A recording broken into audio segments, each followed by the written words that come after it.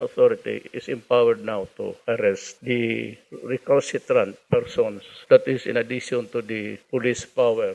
Si Presidente Rodrigo Duterte. Oras sa Bombo Radio Philippine Standard Time, 7 minutos na nakaligad sa tak ng alas 6 aga. Saylo kita sa mga detalye na sa mga nagapangunang balita lokal. Ginakalipay sang Emergency Operations Center nga nalabot na sang syudad sang Bacolod ang masobra sa 100% gikan sa target population. So kay ang Executive Director sang EOC, 101.2% na sa target population sang syudad sang Bacolod ang nabakunahan. Apang kunatawon sa populasyon, may ara sa gyapon sa mga kinahanglan nga mabakunahan. Sa karon nga nagapanalasa ang Omicron variant, padayon na ginakampanya sang syudad ang pagpabakuna. Ilabi na nga nagdangat na sa 34 ang bago nga kaso sa Negros Occidental ug sa syudad sang Bacolod. Bangod sini nagpatawag sang emergency meeting si Bacolod City Mayor Evelio Bingno sa EOC natuy sa pagsaka sang kaso. Madumduman nga sa tinanikdan yara lamang sa single digit ang nagaka-record sa kaso sang syudad. Gidakangawan nga magatugas ang holiday surge ang kaso sang COVID-19 sa syudad. Ilabi na nga nagaduging ang Omicron variant sa Metro Manila. So kay ang ginakalipay nga nalabot na sa Bacolod City ang herd immunity. Sa karon ginahulat na lang ang pagpanugot sa 5 tubtob 11 anyos para sa emergency use authorization. So kay ang ini makabig nga milestone kag hindi ini mahimo sang syudad kung wala ang effort sa mga frontliners sila binang mga vaccinators. Ginpasalamatan man ni ang mga pamulyo nga nagkakopera sa kampanya tuhoy sa COVID-19 vaccination. We are elated that we have finally reached herd immunity, fully vaccinated na ang more than 100% of our target population. We still have the remaining residents nga wala pa na-vaccinate to reach out para tanan kita kung may ara pa dira nga wala pa yagi dyan na-vaccinate. Plus, of course, subong kay may mga Omicron variant, may ara naman trend yung saka ang mga cases. Sa Executive Directors ang EOC ang Ginpermahanan ng Negros Occidental Governor Eugenio Sebong Lacson ang Executive Order 21-61-A Series of 2022 nga nagapatuman sa nagkakaigong nga restriksyon sa air, sea, and land travel bilang preventive measures sa Negros Occidental. Ilabi na nagasaka ang kaso ng COVID-19, ilabi na sa Metro Manila. Sa Executive Order nga ginaga-amyenda. Ako ng Executive Order ang naga-amyenda sa Section 2, 3, kag 4 sa Executive Order number 61 Series of 2021, pinagisinin tanan niya mga nagabiyahe pasulod sa probinsya gikan sa Alert Level 3 areas, mapa-vaccinated man o kun hindi ang required nga magsumiter sa negative nga RT-PCR test result agud maaprubahan ang ESPA. Santo sa Executive Order sumugod sa Enero 9 alas 12:01 sang kaagahon santo sa guidelines sang interzonal kag intrazonal kag interzonal travel sang Interagency Task Force. Kalakip na sa requirement ang pagsumiter sang negative RT-PCR test result nga kuha sa 72 oras antes sa pagbiyahe. Ini ang ginakanahanglan naman nga issued gikan sa accredited molecular laboratory sa Department of Health ang matukiban nga nagapresentar sang peke nga dokumento ang magapangatubang sang criminal sanctions kasubong man ang 14 days quarantine sa provincial healing facility. Samtang required man ang RT-PCR test sa mga violators sa ilang mismo nga gastos makaligan ang kalimang adlaw pagdangat sa probinsya. Samtang may arrangement naman sa Western Visayas nga hindi na ini pag-i-require bangod tanan nga local government unit ang yara sa idalam sang alert level 2 status sa piyakabahin kalakip man sa ginadumilian ang 12 anyos panubo sa pagsulod sa provincial capital Lagun. Samtang mahimo lang ang makabisita sa Lagun alas 5 sang aga tubtob alas 8 sang gabi. Travelers coming in to Negros Occidental from areas under alert level 3 will have to present a negative RT-PCR result not later than 72 hours prior to approving their ESPA. We have that arrangement within the region that we will not require that. Ang kabayan sa pagpayag ni Negros Occidental Governor Eugenio Sebong Lacson. 12 minutos na nakaligad sa tak ng alas 6 sa aga sa dugang pangabalita lokal. Ginlimitahan sa mga drugstores sa Bacolod kag Negros Occidental ang kadamuon sang paracetamol nga ginabaligya sa isa ka customer kasunod sang advisory sang pila ka mga brand nga nakulangan sa supply bangod sa pagsaka sang demand sa subong. Sa interview sang Bombo Radio Bacolod kay Jovelyn Blanca Flor, ang chairman of the board sang Drugstore Association Association of the Philippines, nagpagwas ang memorandum ang Department of Health nga dapat ma-replenish na ang stocks sa mas madali nga panahon. Samtang wala pang replenishment sa kay Blanca Flor, wala nagabalik ang drugstore sa isa ka box sa customer kundi ginalimitahan lamang ini sa 20 ka tabletas. So kay Blanca Flor, madasig man lang ma-replenish ang stocks bangod sa eroplano man na ginakarga ang bulong kag hindi sa barko. Wala pa man sa butika sa Bacolod kag Negros Occidental nga nagapatapik sang karatula nga wala sang stocks sang paracetamol. May iba naman nga butika nga naka-order sang mas madamo nga supply sang bulan sang Disyembre at sang cut-off sa mga pharmaceutical companies sang petsa 15. Hindi siya shortage, limited ang supply sa mga drugstores, being control naman namon. Especially diri sa Negros, wala kami ga-allow nga mabakal ang isa ka individual sang isa ka box. So maximum namon kada tao is isa ka banig, meaning 20 tablets lang of biogesic. So amo na siya para matagaan naton tanan, para makontrol ang hoarding. Si Jovelyn Blanca Flor, Chairman of the Board sang Drugstore Association of the Philippines. Nagpanawagan ang Drugstore Association of the Philippines sa publiko nga hindi magkahadlok nga maginom sang generic nga paracetamol sa tiyon nga hindi available ang brand nga masami ginabakal bangod sa nagasaka nga demand. Sa interview sa Bombo Radio kay Jovelyn Blanca Flor, Chairman of the Board ng Drugstore Association of the Philippines, pareho ang strength sang paracetamol kon pareho ang generic name kag milligram. Suno kay Blanca Flor, pareho lang ang use kag purpose ng paracetamol apang naglain lang ang brand name, color, kag packaging. Naibaluan niya ang paracetamol ang ginabulong sa sakit sang ulo, sakit sang likod, menstrual period, trangkaso kay iban pa nga flu-like symptoms. Suno sa DSAP President, hindi gid magkahadlok sa generic nga paracetamol basta sa butika ginabakal, bangod sigurado nga hindi ini peke. Generic kag ang branded nga mga bulong, kung pareho ang generic name kag pareho ang milligram, pareho na ila strength. So wala gina siya kinalain. Ang lain lang gidira ang nga brand name kay tungod nga lain nga kumpanya ang nagubra, plus ang colors ang tablet kag ang packaging. Pero the rest, ang purpose kung para sa diin siya is pareho lang. So hindi kita mahadlok, basta sa butika naton ginbakal.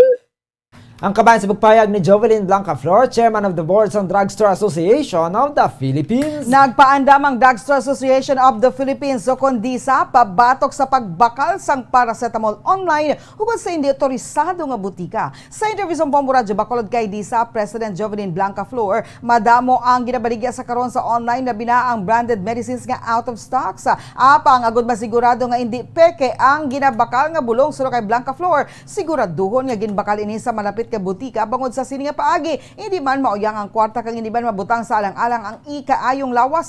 Sunod sa DISAP President, dapat maidid sa pag-usisa sang ginbakal nga bulong kag lantawon sa advisory sang Department of Health bangod diri nakabutang ang mga palatandaan nga peke ini ukon hindi. Agud kampante sa kalidad sa ginabakal nga bulong. Suno kay Blanca Flor, dapat nga sa butika gid magbakal. Nagpanawagan man si Blanca Flor sa mga miyembro sang DISAP nga hindi paghingalitan ang health crisis. Agud nga magpasa ang presyo sang mga bulong bagod ang pagbutika ang hindi pure nga negosyo lang kundi sila ang may responsibilidad sa komunidad. Ginamonitor naman sang DOH ang presyohan isang bulong sa tanan nga butika gani dapat i-report sang customer kung nakita sini nga tuman kamahal ang presyo. Dapat very vigilant gid sila. Actually nagpagwa na ang DOH, ginpost na namon sa amon nga social media para mabalaan gid sang tawo kay kung hindi ka maidgid magtan-aw makahambal ka gid nga hindi fake ang imo na bakal. So para confident kita mag-inom sang bulong nga ara sa aton panimalay kag ipainom sa aton pamilya, magbakal lang sang bulong sa mga registered na mga butika. Si Jovelyn Blanca Flor ang Chairman of the Board sang Drugstore Association of the Philippines. Wala na nagpasakas ang kaso ang pamilya sang napatay nga isa ka pamilya nga nalsakan sang water tanker sang Merkules ang udto sa sitio Ulay, Barangay Prosperidad, San Carlos City sa Baylo. Nagahingyo na lang ang mga ini nga sadton sang driver ang pagpabulong sa pagpalubong sa mga biktima. Madumduman niya ang truck ang ginamaneho ni Michael Galgo, 34 anyos residente sa barangay Cartihina, Sipalay City, Negros Occidental. Samtang mga napatay naman ang ginkilala kanday Jomar Herasol, 29 anyos residente sa sitio Kabagtasan, barangay Kudkod, sa nasambit nga syudad. Kagamo ang driver sang motorsiklo. Ang asawa sini nga si Angelina Herasol, 19 anyos ang ila duha ka bulan nga bata nga lalaki. Samtang pilaso naman ang isa pa ka angkas nga 10 anyos nga bata nga lalaki residente sa Tayaw Bridge, Banwa, Sandol, Salvador, Benedicto. Suno kay Police Lieutenant Ruby Aureta, Deputy Chief ng San Carlos City Police Station, na discharge na sa ospitalan 10 anyos nga bata bangod minor injuries lang ang ginagum sini. Santo sa investigasyon nakaangkas sa likod sa driver sa motorsiklo ang asawa kag bata, samtang ang 10 anyos naman nga manghod sang babayi ang nagasakay sa tangke sang motorsiklo gani sa mabuguan ng sang tanker truck. Gilayon man nga naglabog ang 10 anyos nga bata apang ang pamilya ang nagsuhot gid sa idalom sang water tanker. Naibaluan nga bag-o lang makasalang mag-asawa nga nagtaliwan. Ginadumilian naman sa drug test akon ginpaidalom naman sa drug test ang driver kay gini ang gilayon man nga iga-release ang San Carlos City Police Station. Initially, ang representative sa tag-iya sang water tank nakipagtorya naman sa family sa atong mga napatay, no. Initially, may ara sila nga settlement, may agreement sila nga hindi sila mag-file sang kaso nga provided nga shoulder nila ang tanan nga gasto kag ipalubong sa maayo ang mga napatay. Ang kabayan sa pagpayag ni Police Lieutenant Ruby Aurita, ang Deputy Chief sa San Carlos City Police Station. Isa ka lalaki ang pilason matapos sa ginluthang sang iya bayaw sa Purokmaisan, Barangay Bunga, Banwa, San Salvador, Benedicto, Negros Occidental. So kay Police Staff Sergeant Aler Caniete, investigador San Salvador Benedicto Police Station, ang biktima ang kilala kay Nestorica Fort, 42 anyos, residente sa lugar, samtang sospetsado mo si Julito Nunez, bayaw sang biktima kag residente sa Purok Bayaba sa nasabit man nga barangay. Sa sini siya nga investigasyon, nagalakat papauli sa Rica Fort kag kaupod sini ang duwa niya ka mga hinablos. Sundanay ang mga inis sa nagalakat kag gera sa uli ang biktima tubtob sa nagdangat ang mga inis sa katubuhan nga bahin sang barangay. So kay Kanyete, hinanilang nagwagikan sa katubuhan ng sospetsado kag ginluthang ang biktima. Ini ang nakangkon sang samad sa nato nga guya kag sa nawala nga bahin sang tiyan. Gili naman niya nagpalagyo ang wala may baluang nga direksyon si Nunez matapos ang krimen, samtang ang biktima gilayon nga gindala sa Rural Health Center sang Banwa para sa nagakaigo nga pagbulong. Sa karon ginatumod pa sang kapulisan ang kalibre sang armas utang gingamit sa krimen. Dugang pa ni Kanyete nga may daan ang hiligutanon ng duha bangod sa away sa pamilya kag gindugangan pa sang away sa duta. Nibiruan man nga ang sospetsado ang may standing warrant of arrest sa Salvador Benedicto Municipal Police Station sa kaso nga homicide. Sa karon pa dahil ng hot pursuit operation batok sa sospetsado kag nagatap man ang mga pulis sa mga Barangay Information Network kon BIN kasubong man sa intelligence unit sang PNP agud nga gilayon nga madakpan ang sospetsado. Bayaw yan tapos may all grudges na sila ma'am regarding sa family problem. Tapos aside sa na may land conflict man nga ginatawag, ang suspect nga ini wanted na siya for homicide case. Ang duaya kay nablos ara sa una, ang ikaduha nga nablos yang ara sa tunga kabantay nga may tao sa may tubuhan. Gulpi amo yan sa tubuhan, gulpi lang naglupot ma'am. Amo nang naigo ang biktima, baga well planned bala ma'am. Si Police Staff Sergeant Aler Caniete, ang investigador sang Salvador Benedicto Municipal Police Station. Pilason ng isa ka 38 anyos nga lalaki matapos gimbuno sa iya kaingod sa Phase 4 Fatima Village, San Carlos City sang Miyerkules sang gabi. Sa interview sa Bombo Radio kay Police Lieutenant Ruby Aurita, Deputy Chiefs of Police sa San Carlos City Police Station, may nagluntad nga argumento kag may daan na nga hiligutan sa tunga sang suspetsado nga si Miguelito Diazes, 46 anyos, kag biktima nga si Cafadi Rigodon, 38 anyos, lun sa mga residente sa nasambit nga lugar. Suno kay Aurita sa Miyerkules sang gabi nagabtanay ang duha kang nagsumbaganay. Ginuno ni Rigodon sa kanal ang ulo ni Diazes gani bangod sa kaugot. Nagbalos ang spitsado kag ginbuno ang biktima gamit ang wala pa matumod nga patalom. Nakaagom sang pilas tugas ang pagpamuno sa dughan kag butkon sa Rigodon. Gilin ini nga gindala sa balay bululngan kag sa karon yara na sa estable nga kondisyon. Nadakpan man sa sulod sang iya puluyan si Diazes. Sa karon nakahunong ini sa San Carlos City Police Station kay natala na nga magpangatubang sang kaso.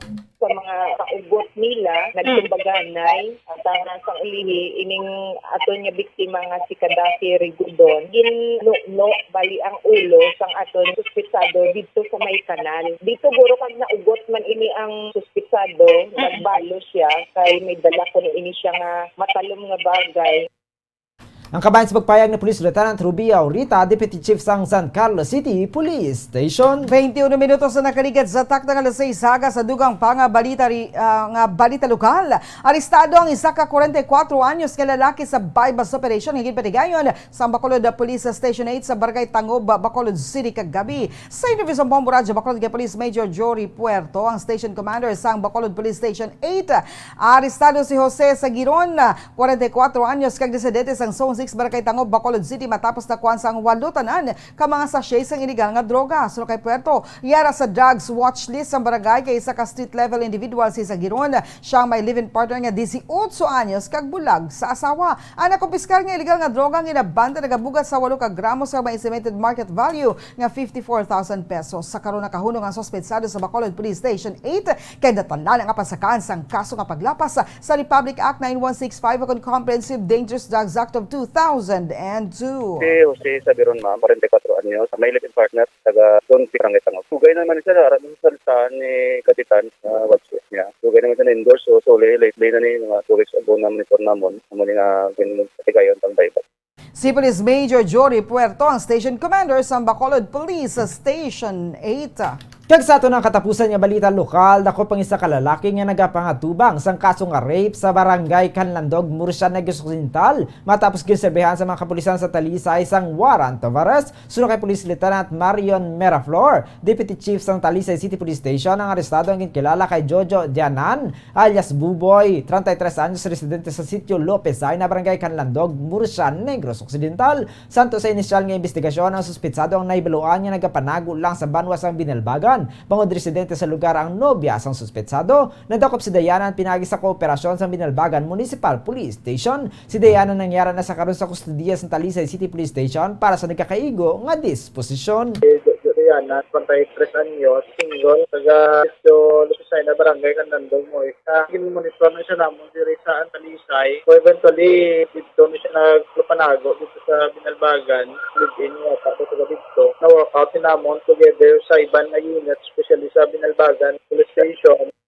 Ang kabayan sa pagpayag ni Police Lieutenant Marion Meraflor, Deputy Chief sang Talisay City Police Station. Oras sa Bombo Radio Philippine Standard Time, 24 minutos na nakaligad sa takna ng 6 aga. Bantayan sa pagpanumbalik sang Bombo News and Views sa Morning Edition, mga detalye na sa mga nagapanguna nga balita national, international, kagiban pa diri sa gihapon sa DYWB Bombo Radio Bacolod.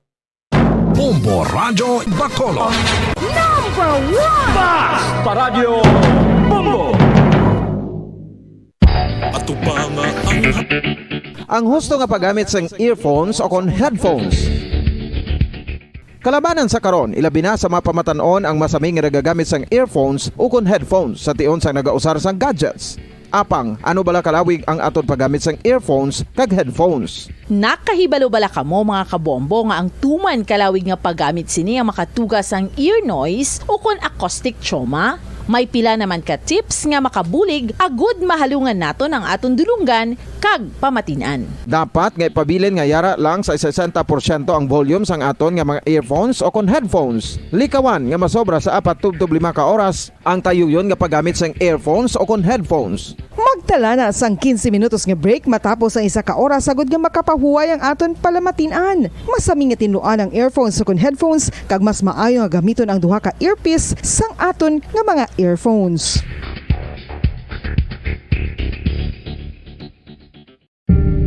Tips sagud malikawan ang insomnia. Ang pagtulog sang maayo ang makaapekto sa mental kag physical health sang isa ka tawo. Apang kung kaisa hindi maligar nga nagaka-eksperyensya sa ginatawag nga insomnia, gani ari ang matip sagud malikawan ini kag mas makatulog sang maayo mga kabombo. Kinahanglan nga pareho ang oras ang imo pagtulog kag pagbangon kada adlaw agud maset ang imo nga body clock. Kun Number 1! Paradyo Bombo. Oras sa Bombo Radio Philippine Standard Time, 26 minutos na nakarigad sa tak ng alas 6. Saga, patayang ko ba nga nagapamati, nagatanaw, diri sa DYWB Bombo Radio Bacolod. Ini ang Bombo News and Views Morning Edition. Sa gihapon, kaupod ninyo. Bombo Zaldi Foro the second. Kag Bombo Mary Divine Grace Moreno Coelho sa dugang pa nga mga balita nang inmadi na lago ng vaccination drive sa Manila Local Government Unit matapos linibo ka mga residente kag mga non-residents sa syudad ang nagpadulong sa mga vaccination sites sa Robinson's Mall, subong man sa mga drive-thru booster shots para sa delivery workers sa Bonifacio Shrine malapit sa City Hall. Ginakalipay naman ni Manila Mayor Isko Moreno dumagoso nga madamo nga mga pumuliyo ang nagapabakuna lakip na mga nagapatublok sa booster shots nga dugang nga proteksyon batok sa COVID-19.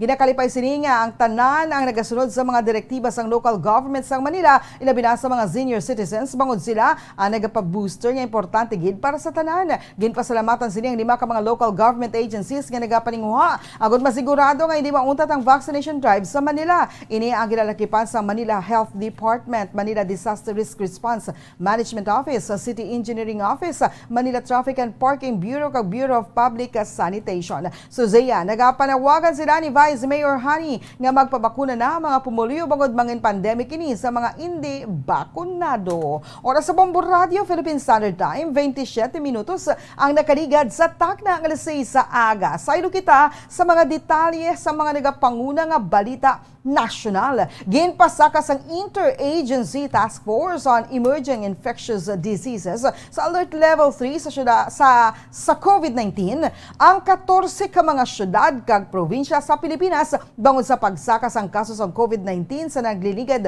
nga mga adlaw sunod sa kay Cabinet Secretary Carlo Nograles. Ang alert level designation ang epektibo humalin ni Enero 9 tubtub 15. Ang mga lugar nga igay pailalom sa alert level 3 ang ginalakipan sang Dagupan, City of Santiago, Cagayan, Olongapo City, Angeles City, Bataan, Pampanga, Zambales, Naga City, Iloilo City, Lapu-Lapu City, Batangas, Lucena City, kag Baguio City. So kay Nograles, ginalantaw sang IATF ang Healthcare Utilization Rate Metric sa pagdeterminar sang alert level classifications agud maka-reflect sang available nga healthcare workers. Ang National Capital Region ang una nang ginpaidalam sa alert level 3 humalin sa Enero 3 tubtub 15 kasod sa pagsakas ang kaso sang impeksyon sa pungsod. Sa idalom sa alert level 3, pila ka mga establishmento ang panugutan nga mag-operate sa 30% indoor venue capacity para lamang sa mga fully vaccinated individuals kag 50% nga outdoor venue capacity basta doon sa fully vaccinated ang mga empleyado. Ginhingyo ni Presidente Rodrigo Duterte ang mga nurses nga miyembro sang komunista nga grupo nga magbulig sa pagdugang sang workforce ang pungsod batok sa COVID pandemic. Sa Talk to the People ni Duterte kagabi, ginpahayag sini nga dapat magbulig ang Communist Party of the Philippines o CPP sa COVID-19 response ang Pilipinas. Suno kay Duterte, iya ginamanduan ang CPP sa karon nga mayara sang seryoso nga problema ang pungsod nga kung hindi sila mag-cooperate, hindi man sila makabulig gani mas maayo nga magpahigad na lang sila kag pahanugutan ng gobyerno nga mag-operate. Sunod diri madamo sa mga nurses nga miyembro sa New People's Army gani nagahingyo ini nga sila ang manaog. Nagpasalig ini nga kun magahatag sila sang advance notice nga sila ang manaog kag maga-participate diri, sila ang magabayad sa ila gani mas maayo kun sila ang magbulig. Pagkatapos sinisuno kay sa Chief Executive, sarang na sila nga makabalik sa ila unit kag makig-away liwat sa masunod nga adlaw. Nag-offer pa ini nga magpangape sa mga NPA sa iya opisina agod makitaan sa mga ining ang Malacanang. Yung mga nurses na sa NPA, nag-NPA, marami kayo. Mayroong mga nurses. Then, magbaba kayo. I assure you, if you give us an advance and notice that you are going down to participate in the people who are offering their services, total, magbayad man ako, magtulong kayo. Ang kabayan sa pagpayag ni Presidente Rodrigo Duterte. Nagpirma ang Pilipinas sa isa ka confidential declaration agreement kaupo ng US pharmaceutical company nga Pfizer para sa procurement sa COVID-19 antiviral drug nga Paxlovid suno kay Food and Drug Administration FDA Officer in Charge Dr. Oscar Gutierrez. Suno kay Gutierrez, ang CDA ang ginpirmahan sa tungasang Pfizer kag sa Philippine government paagi kay Health Secretary Francisco Duque III sa tuong Enero 4. Sunod diri, Subong adlaw magapatigay ni isang virtual meeting kaupo ng Pfizer company agod nga diskusyonan ang ila plano para sa emergency use authorization application kag ila pagdiskusyonan ang timeline lakip na ang FDA requirements. Una na ginansya sang Pfizer nga ang US Food and Drug Administration ang nag-authorize ang sang antiviral COVID-19 pill kani ginabinguna nga at-home treatment para sa COVID-19 nga ginalauman isa ka importante nga butang sa pagpakigbato-batok sa makalalaton nga Omicron variant. Santo sa data sang clinical trials sang Pfizer, ang 2-drug antiviral regimen ang 90% nga epektibo sa pagtapna sang hospitalization kag kamatayon sa mga pasyente nga high risk sa balatian. Naibaluan man sang laboratory data nga ang drugs ang nagapabilin nga effectivity sini batok sa Omicron. Kag sa ato ng katapusan nga balita national, gilayon nga ginhimuan sa tikang ni Vice President Leni Robredo ang liwat niya pagsakas ng kaso ng COVID-19 sa pungsod kag ginbalik ang serbisyo nga swab cab sang Office of the Vice President nga nagapatigayan sang libre nga antigen testing sa mga pumuluyo sa Miyerkules ka 5 sang Enero sa pagbuligay sang angat buhay sang OVP, lokal nga gobyerno sang Quezon City kag OB Express nagpwesto ang swab cab sa Tandang Sora Avenue Corner Visayas Avenue Extension sa Quezon City humalin alas 8 sang aga tugtub alas 5 sang hapon. Siya Facebook Live pagkagabi ginpakigbayan sang Vice Presidente nga sa 813 nga nagpaidalon sa antigen test, 373 ang nakarecord nga positibo ang resulta.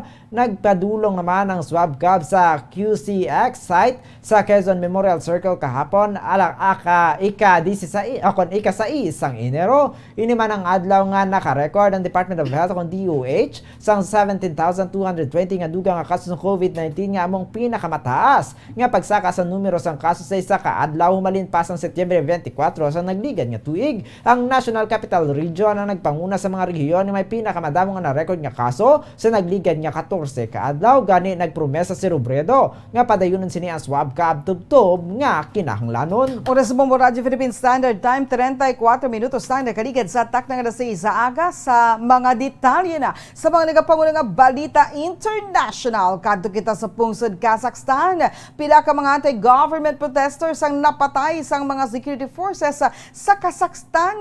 Sunod sa mga kapulisan, para nang ginahimo nga pagtililipod sa mga protesters sa Almaty. Gintistingan sa mga protesters nga kontrolon ang police stations gani nagbato ang mga otoridad.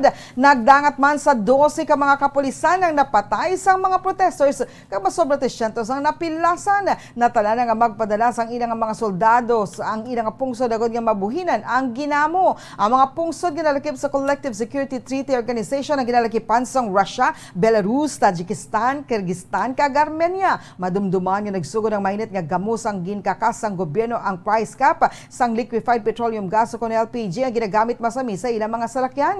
Ginmanduan ni Almaty police spokesman Saltanak Azerbek ang mga pumulong ang magpabili na lamang ang mga inisi ilang mga pulian tubtub wala pa na punggan ang ginamo. Kag sa ato na katapusan nga balita international sa United Kingdom. Ginpahig sa mga health officials ang Britanya nga ilan natumod ang pinasay nga kaso sang avian flu sa isa ka tawo samtang nagapakigbato ang pungsod ang sa pinakamalapad nga outbreak sang virus sa mga pispis. Ang transmission sang avian flu humalin sa pispis tubtob sa tawo. Ang malaka lamang kag una nga nagluntad ang magamay nga numero sa Britanya sunod sa UK Health Security Agency o kon OXA. Ang infected nga persona sa Southwest England ang ginalantaw nga maayo na kag naga-self-isolate. Sunod sa OXA, ang persona nga nakakuha sa infection humalin sa close, regular contact kag may malapad nga numero sa infected nga mga pispis ang ila ginatago sa ilang mga puluyan sa malawig nga tinion. Tanan nga contact sa mga individual lakip na mga nagabisita sa ila puluyan ang nakatrace kag wala sang ebidensya sa paglapta sa infection sa maskin kay sino. Ginpay sang ahensya nga ang resgo sang publiko sang avian flu ang nagapabilin nga tuman kanubo apang nagpaandam sa mga pumuluyo nga hindi maghikap sa mga may masakit o kun patay nga pispis. Samtang sa ato naman nga balita sa negosyo, magabalik na sa normalang supply sang paracetamol sini nga semana sa tunga sang mataas nga demand nga nagbilin sa pila ka mga drugstore sa Metro Manila nga out of stock sa nasambit nga bulong. Suno kay Trade Secretary Ramon Lopez na imuha na nila sa tikyang sa Miyerkules ang problema sa supply sang Lunes kay magapadayon na initubtob makalaga sila sa man-normalize ang stock level. Suno sa iya ginalauman nga subong o kon sa weekend mapuno na kag man-normalize ang supply sang paracetamol. Suno kay Lopez gilayon nila ang ginalerto ang mga manufacturers ang bulong agod ma-replenish ang ila supply sa drugstore samtang nagasaka ang demand bangod sa flu season sa tunga sang pagsaka sang kaso sang COVID-19. Nagapilar man ini sa publiko nga hindi mang-hoard sa mga bulong bangod posible nga mauyang lang ini kon malabot na ang nila ang ila expiration date. Samtang sa tuman nga foreign exchange rate, ang US dollar may baylo nga 51 pesos and 10 centavos, ang Hong Kong dollar may baylo nga 6 pesos and 55 centavos, ang Singaporean dollar may baylo nga 37 pesos and 64 centavos, ang Saudi Arabian riyal may baylo nga 13 pesos and 60 centavos, samtang ang euro ang may baylo nga 57 pesos and 82 centavos. Sa average nga presyo naman sa produkto nga petrolyo nagikan sa Shell, Caltex sa petrol stations, ang unleaded ang nagabalor nga 58 pesos and 90 centavos to 59 pesos and 25 centavos. Ang premium ang nagabalor 59 pesos and 90 centavos to 60 pesos and 25 centavos. Samtang ang diesel nagabalor sa 47 pesos and 40 centavos to 49 pesos and 26 centavos. Samtang sa naman nga balita sa hinampang, kompleto na liwat ang Big 3 sang Brooklyn Nets bangod sa pagbalik sang NBA superstar nga si Kyrie Irving. Naka-record sang come from behind win ng Brooklyn 129-121 batok sa Indiana Pacers. Agod matuldukan ang 3 kasunod-sunod nga pagkalutos. Nagdangat naman sa 35 kahampang nga wala nakahampang sinisan nga season si Irving bangod sa isyo nga wala pa ini nakapabakuna tubtub sa karon. Sa debut game gile naman sini nga gindala ang starting lineup kaupod sanday Kevin Durant kag James Harden. Nagdangat sa 32 minutos ang court si Irving nga may 22 points, 4 ka assists, 3 ka steals kag 3 ka rebounds. Napasulod man sini ang 4 ka free throw line samtang nakapasulod din isang siyam sa 17 field goal attempts. Na kung madumduman nga sarang lamang nga makahampang sa road game si Irving kag hindi pwede sa New York nga may hugot niya pagsulundan batok sa mga unvaccinated. Oras sa Bombo Radio Philippine Standard Time, 38 minutos na nakaligad sa atak ng alas 6 aga kag karon sa ato naman nga showbiz news sa ginapakigbahin ni Liza Soberano ang mga litrato sa iya birthday celebration sa Estados Unidos kaupod ang iya long-time real kag real life partner nga si Enrique Hill. Sa Instagram ginpost ni Liza ang mga litrato kaupod si Enrique sa iya birthday dinner sa event sa place sa Los Angeles nga tao. Sa caption ni Liza, ginbutang sini nga manami ang ambience kag music sumumana pagkaon ang mga kaupod sini sa selebrasyon among nangin rason kon nga exciting ang iya nga birthday dinner. Ginpasalamatan sini ang tanan nga nagtampong sa iya kaadlawan. Si Liza Soberano naging 24 na sang Enero 4. Si Enrique Hill naman 29 ang nagpakigbahin man sang iya litrato kung salin makita niya ginakupan sini si Liza agod nga igreet ang iya nobya nga iya gintawag my one and only. Si Liza Soberano kag Enrique Hill ang 7 ka tuig na nga magkarelasyon. Masami sila nga nagabisita sa Estados Unidos kung salin lunsay nagapuyo ang ila mga pamilya. Samtang sa naman nga Bombo Health News, tanan kita nakahibalo nga may mga tawo kag kalabanan sa mga nagakabuhi nga tinuga ang nagakinahanglan sang tulog. Ang pag-angkon sa nagakaigo nga kalawigon sang tulog ang tuman mga kaimportante bangod ang kakulang sini ang makatubas ang pagnubo sang cognitive function sa ang aton nga reaction time. Apang nakahibalo bala kamo nga mayara sang pagtuon nga napakita nga sarang na naton mainto ang aton nga utok sa pagpaminsar nga nakaangkon kita sa maayo nga tulog apisar nga hindi ini matuod. Ang ideya nga placebo sleep ang nagapahayag nga sarang naton mahambal nga nagakatulog kita sang maayo kon mas malala kon ipaanggid sa matuod naton nga tulog kag sarang manini nga makaapekto sa aton nga performance para sa bilog nga adlaw. Ang ini nga interesante nga impormasyon na nakitaan sa matuod nga implikasyon sa karon kay makahatag man sang promesa para sa palabuton kung sa diin ang tulog ang mangin lain na kung ipaanggid sa aton nga nakagaka-eksperyahan sa karon ang pagtuon na makabulig man sa pagpinsar kung paano ang pagtulog kag kung paano maimprobar ang maayong nga buwas damlag pinaagi sa paglain sang say sang pagpaminsar. Una sa Bombo Radio Philippine Standard Time, 41 minutos na nakaligid sa tak ng alas 6 aga kag karon sa ato naman nga balitang espesyal. Normal na sa ato na makakita sang mannequins bilang paagi sa promotion sa mga produkto. Apang komportable bala kita nga makakita sang pugot nga mannequin. Ginmando sa Taliban sa mga shop owners sa Western Afghanistan nga utdon ang ulo sa mga mannequins mga mga figura nagarepresentar sang pagbayular sang tawo sa Islamic law. Isa ka video clip ang nagapakita sang pila ka mga lalaki nga nagatahi sang ulo sa mga mannequins sa Herat, Afghanistan ang nag-viral sa social media kag ini ang nagtugas sang kaaki gikan sa guwa kag sulod sang pungsod. Humalin sa nagbalik sa gahom sang Agosto ang mga Taliban ang mas nagabaskog ang interpretasyon sa Islamic law kay ginabalabagan ng freedom, partikular na sa bahin sa mga babaye. Apisa nga mga hardline Islamist ang wala nag-issue sang formal nga national policy sa mannequins o kundi pa nga mga creeping restrictions. Pila ka mga local authorities ang nagpamalabag sa ginapatihan nila immoral nga buluhaton. Ginkompirmar naman ang mando ni Aziz Rahman, head sa Ministry for the Promotion of Virtue kag Prevention of Vice sa Herata. Nagpangita naman sang paagi ang mga shopkeepers paagi sa pagtabon sa mga ulo sa mga mannequins nga ginapang utod paagi sa bags kay iban pa nga mga butang. Kapin 600,000 ka mga shopkeepers sa syudad ang ginakabig naman ang nasambit nga o kon ginakaakig naman ang nasambit nga mando. Oras sa Bombo Radio Philippine Standard Time, 42 minutos na nakaligid sa tak ng alas 6 aga. Sa ato naman nga weather update.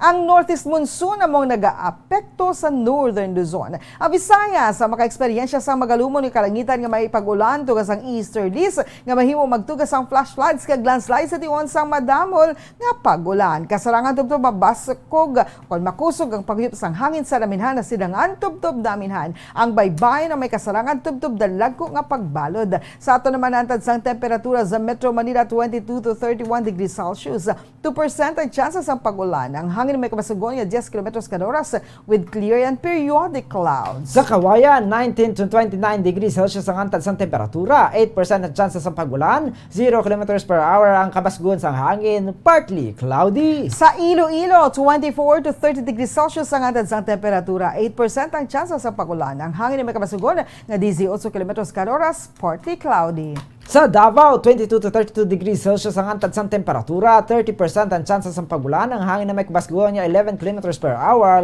with light rain showers. Kag diri sa syudad sang Bacolod, 24 to 30 degrees Celsius ang antad sang temperatura, 2% ang chance sang pag-ulan, ang hangin na may kabasugon nga 11 kilometers kada oras, partly cloudy. Ang adlaw na butlak alas 23 subungid lamang nga aga kag bagatulod alas 5:41 karon sa Kasisidmon. Oras sa Bombo Radio Philippine Standard Time, 44 minutos na nakaligan sa takna ng 6 sa aga. Inyo na batihan ang mga balita nga ginadulong sa inyo sa Bombo News Team sang DYWB Bombo Radio Bacolod sa subong adlaw sang Biyernes, Enero 7, 2022. Ini ang Bombo News and Views Morning Edition. Kag kami ang inyo nangintag balita. Bombo Zaldi Foro II. Kag Bombo Mary Divine Grace Moreno Coelho para sa Pambansang Radyo ng Pilipinas, consistent overall number 1 sa Bacolod. Basta Radio! Bombo! Kag sa ito nga Bombo News Analysis sa inpadala sa isa kamokod gitag palamatis ang Bombo Radyo Bacolod inang ginbasa ni Bombo Daniel Lecciones kag iniyang may tigulo Tumbo Baliskad. Kun kaisa makasiling kagidman nga may gahom ang kwarta.